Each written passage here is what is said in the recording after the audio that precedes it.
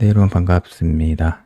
자, 이번에는 그 구독자분들께서 주신 질문에 대해서 제 답변을 드리는 시간을 갖도록 하겠습니다. 먼저 간단하게 질문을 읽어보고요. 그 다음에 질문에 대한 제 생각을 말씀을 드리도록 하겠습니다. 자, 질문의 내용은 MCU 개발자가 리눅스 커널을 공부하면서 MCU 개발자로서의 지식도 함께 갖추는 것에 대해서 어떻게 생각하시나요? 두 가지 분야에 대한 지식을 함께 가지는 것이 시장에서 경쟁력이 있을까요? 라는 질문을 주셨습니다. 이 질문에 대한 저의 생각을 말씀을 드리면 두 가지를 다 잘 하시면 분명히 커리어에 이점이 있습니다. 그래서 개발자로서 뭐 다양한 포지션을 생각하신다면 MCU 개발을 잘 하시면서도 또 리눅스도 어느 정도 잘 아시면 굉장히 유리하다라는 생각이 듭니다.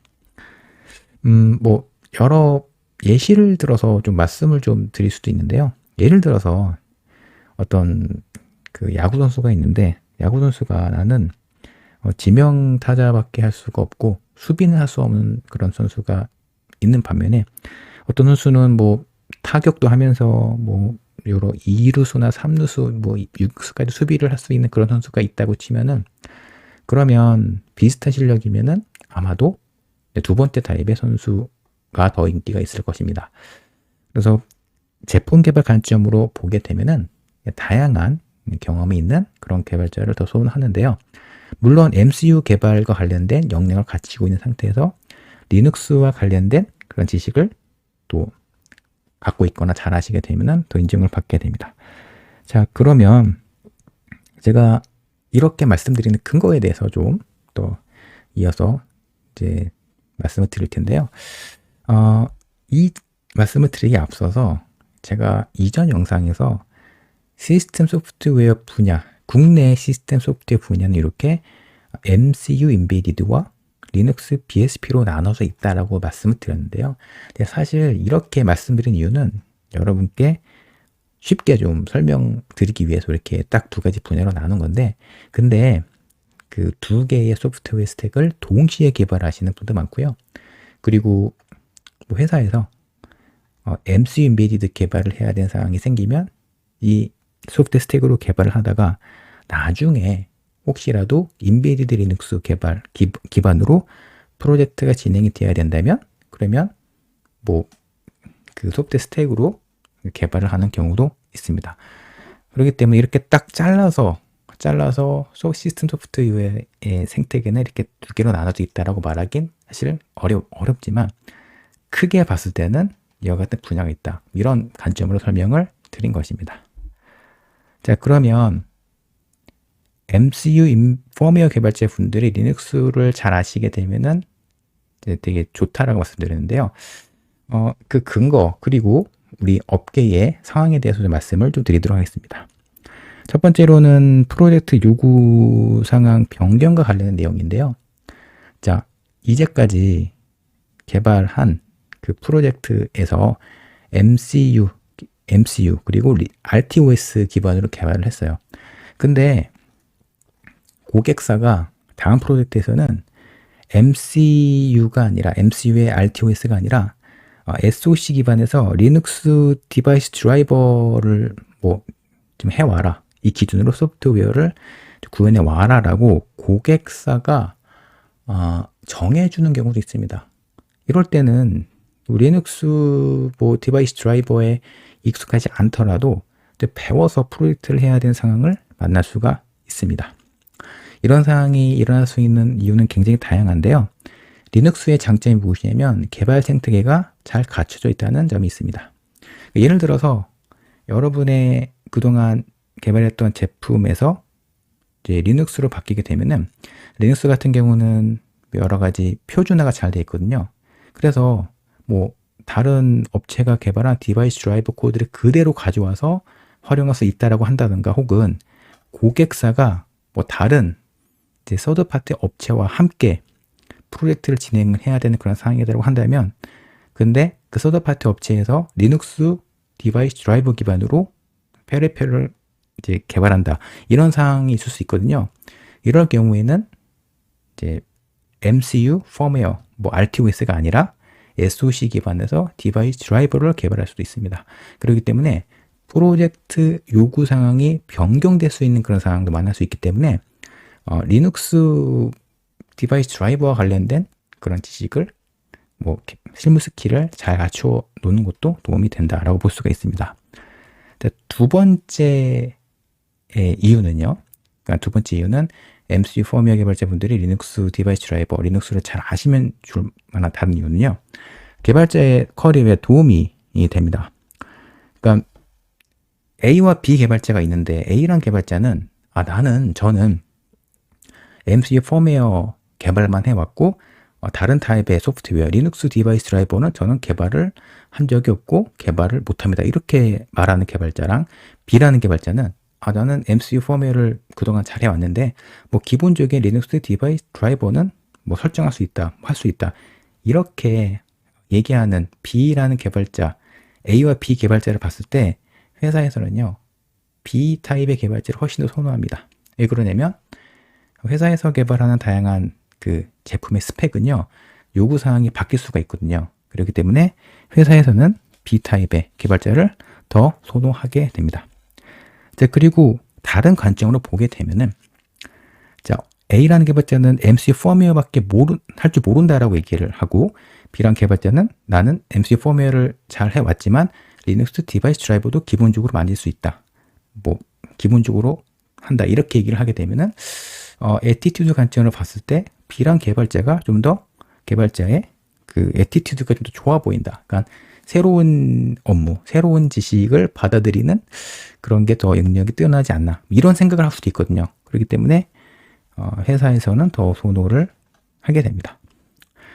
근데 사실 MCU 펌웨어이던 리눅스 디바이스 드라이버 SoC이던 간에 사실 인베디드 관점에서 봤을 때 근본적인 하드웨어 인터페이스는 똑같은 경우가 거의 많습니다. 그러니까 MCU를 사용하시던 경우에도 부트로더가 있고요. 그리고 부트로더를 통해서 기본적인 하드웨어 유닛을 초기화하잖아요. 이런 블럭은요, SoC 기반 리눅스 BSP에도 똑같이 적용이 됩니다. 부트로더 없는 SoC 칩셋은 없거든요. 그렇기 때문에 여러분이 MC 펌웨어를 잘 아시게 되면은 부트로더 잘 아시잖아요. 그러면 그 부트로더의 기본 개념은 어떤 MCU를 개발하던 어떤 SoC 기반의 리눅스 BSP를 개발하던 거의 비슷합니다. 자, 그리고 RSQLC라든가 SPI라든가 UART라든가 이런 그 페리페럴을 붙이는 인터페이스 있잖아요. 이런 하드웨어적인 스펙은요, 똑같아요. 그러니까 이런 RSQLC라든가 SPI라든가 UART의 스펙은 CPU 아키텍처를 넘어서서 뭐 SoC이든 MCU이든 똑같습니다. 그렇기 때문에 MCU 펌웨어 개발자분들이 이런 SPI나 UART나 RSQLC에 굉장히 익숙하신 분들이 많잖아요. 그렇기 때문에 이분들은 리눅스 디바이스 드라이버를 좀 코드를 보시게 되면은 빨리 적응하실 가능성이 높습니다.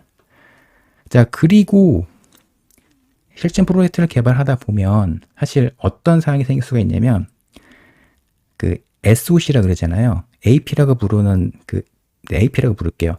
SOC를 AP라고 많이 부르는데 이 AP와 MCU 간에 서로 통신을 하는 그런 제품군이 은근히 많습니다. 어떤 뭐 TV 같은 경우도 MCU와 AP 간에 통신을 하는 그런 TV도 있고요. 무엇보다도 전장 업계의 인포테인먼트 시스템 같은 경우는 그 운전자의 브레이크나 엑셀 정보를 이제 제어하는 게 이제 ECU라고 그러잖아요. 근데 ECU와 그 운전자가 바라보고 있는 그 계기판 있죠. 클러스터 간에 통신하는데, 근데 ECU는 MCU로 되어 있고요. 그리고 클러스터는 AP 안에 있는 경우가 많거든요. 그러니까 즉 MCU와 AP 간에 통신하는 그런 제품군이 많은데, 근데 이런 MCU와 AP 간에 통신을 하는 과정에서 뭐 난제 이슈가 나올 수가 있습니다. 그렇기 때문에 MCU와 리눅스를 다 아시게 되면은 이런 난제 이슈를 잘 해결을 할 수가 있게 되는 것입니다. 프로젝트를 진행하다 보면요, 사실 예상치 않았던 이슈가 나올 수가 있고, 그리고 한 번도 보지 않았던 뭐 드라이버를 받은 상황도 생길 수가 있는데, 근데 이제 여러 소프트 테스트가 잘 알게 되면은 이때 굉장히 큰 도움이 될 수가 있다라고 말씀드릴 수 있습니다. 자, 제가 이미 말씀을 드렸던 내용입니다. 현재 개발 트렌드는 MCU와 SoC가 많이 통신하는 그런 제품군이 많기 때문에, 자, MCU 펌웨어 개발자 분들이 리눅스 디바이스 드라이버를 잘 아시게 되면은 업무에 큰 도움이 될 수 있다라고 말씀드릴 수가 있습니다. 자, 그럼 제가 설명드린 내용을 정리를 해 보겠습니다. 자, MCU 개발자는 리눅스 커널도 잘 알아야 될까? 자, 이 질문에 대해서는 잘 아시면 좋다라고 제가 말씀드렸는데요. 그 이유는 더 좋은 커리어를 위해서 첫 번째로는 프로젝트의 요구사항에 병행될 수가 있는 상황, 그리고 또 개발자의 커리어의 도움, 그리고 개발 트렌드상으로도 이렇게 이제 MCU 개발자가 리눅스에 대한 그런 지식을 갖고 있으면 더 좋다라고 말씀드릴 수 있을 것 같습니다. 그런데 이제 질문에서 보시면 이제 MCU 개발자 분이 리눅스 커널을 공부하면서 뭐라는 이런 질문 주셨는데요. 제 생각에는 리눅스 커널을 익히시면 물론 좋은데 이 앞서서 리눅스 디바이스 드라이버를 먼저 리뷰를 하시는 게 좀 좋다라고 말씀드릴 수가 있는데요. 예를 들면 뭐 디바이스 트리라든가 플랫폼 디바이스라는 게 있습니다. 이런 그 기본적인 디바이스 드라이버를 설정하는 그런 방법, 그리고 디바이스 드라이버를 빌드할 때 사용되는 그런 여러 가지 이제 스킬들이 있거든요. 모듈 타입 디바이스 드라이버를 설치하는 방식, 그리고 커널 컨피그를 추구하는 이런 방식에 대해서 먼저 익히신 다음에 그 다음에 관심 있는 리눅스 커널의 주요 기능을 익히시면 더 도움이 되지 않을까, 그런 생각이 듭니다. 자, 여기까지 주신 질문에 대해서 제 생각을 또 말씀드렸습니다. 여기까지 들어주셔서 감사합니다.